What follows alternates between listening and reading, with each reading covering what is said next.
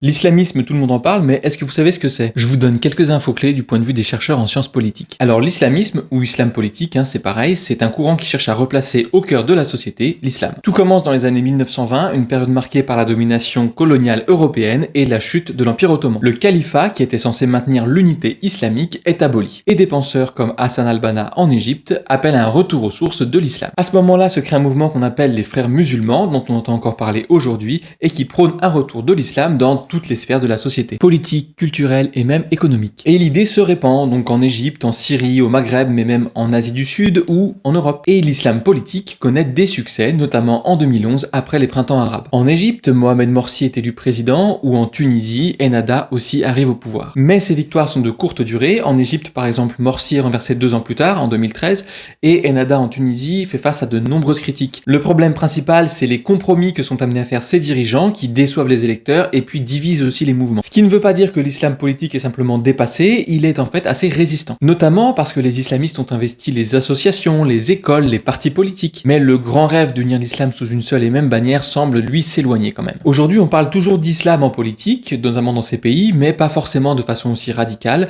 avec plus de compromis. Donc aujourd'hui, l'avenir de l'islam politique est difficile à prédire, même si on sait qu'il sera toujours présent dans les pays musulmans. On notera ici que l'islam politique a très peu d'impact en France, il n'a même pas de parti officiel d'ailleurs.